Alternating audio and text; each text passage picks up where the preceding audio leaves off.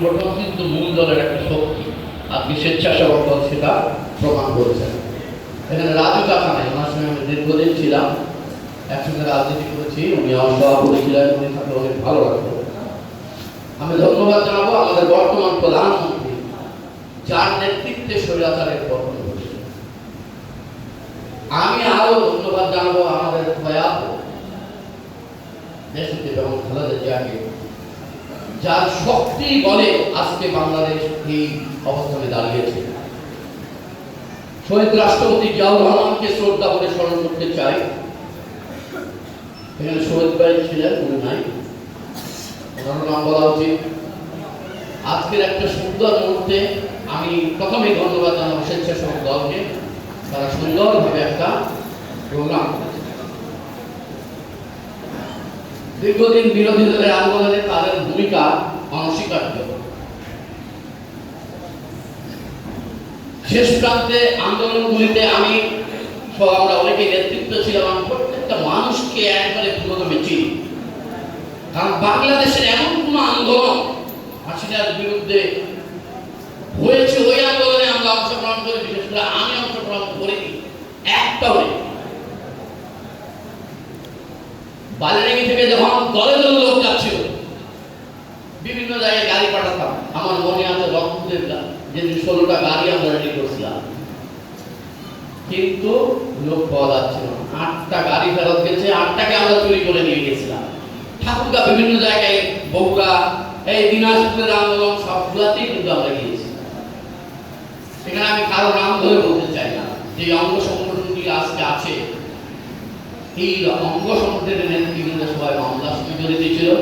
আমরা লুকাই বেড়াইছি, শীতের সময় এরা খাবার পায় না, সেই কথায় আমি এক জায়গায়, এরা এক জায়গায়, আরেকজন আরেক জায়গায়, ভিন্ন ভিন্ন ভাবে এগুলা ঘটেছে।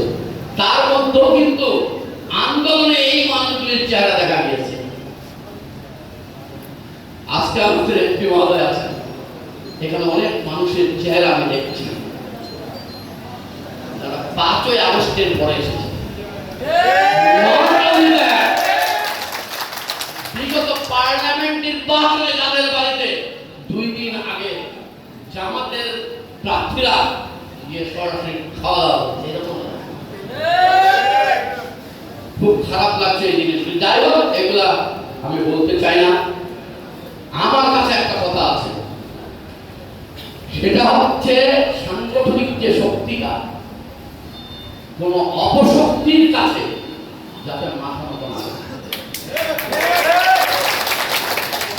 আমাদের শহীদ রাষ্ট্রপতি জিয়াউর রহমান বলেছেন, ব্যক্তির চেয়ে দল বড়, দলের চেয়ে দেশ বড়। নেতৃত্ব নির্বাচন যাতে ব্যক্তির মাধ্যমে না হয়, সে ব্যাপারে আমি জেলা নেতৃত্বকে অনুরোধ করব। ব্যক্তি কেন্দ্রিক যখন দল হয়, ব্যক্তির মাধ্যমে যদি নেতৃত্ব নির্বাচন হয়, তাহলে এই দলটা টিকে থাকতে পারে না। আমার পেজ একজন তাকে আমি নেতা মানে দিলাম, এটা হয় না এবং হতে দেওয়া যায় না। বালিয়াডাঙ্গির রাজে মকবুল বলেছে, মকবুল 87-86 সাল থেকে আমরা বিএনপির সঙ্গে জড়িত। 6টা ছেলে এই বিএনপি করছিল, তারপর ধীরে ধীরে এসছে। গভীর রাত হয়েছে, আমি দীর্ঘ সময় নেব না। এখানে মাননীয় জাতীয় সংসদ সদস্য মহোদয় রয়েছেন, তিনি কিন্তু প্রচুর সহযোগিতা করেছেন আন্দোলন সংগ্রামে। উনি কিন্তু ভালো করে দেখেছেন বিগত আন্দোলন সংগ্রামগুলি কারা ছিল, এটা কিন্তু দেখেছেন। এবং আমি একটা কথা বলতে চাই, এমন কোন রাজনীতির মধ্যে অপরাজনীতি এই কমিটি গঠনের মধ্য দিয়ে উস্কে দেওয়া যাবে না হয়, সে ব্যাপারে সতর্ক সবাইকে থাকার জন্য আমি কেবলমাত্র ঐক্যবদ্ধ শক্তি মানুষের গণমানুষের অধিকার আদায় করে দিতে পারে। এই জন্য সবাইকে একটা ইস্যুতে থাকতে হবে, যাতে সুবিধাবাদী কোনো ব্যক্তি দলে আসতে পারবে, নেতৃত্বে যাতে আসতে না পারে। সবাই আমরা একমত, সবাই একমত তো 100% একমত থাকতে হবে। টিকে থাকার জন্য টাকার চেয়ে মনোবল হচ্ছে সবচেয়ে শক্তিশালী শক্তি। সব সময় মনে রাখবেন। যাই হোক, আমি অনেক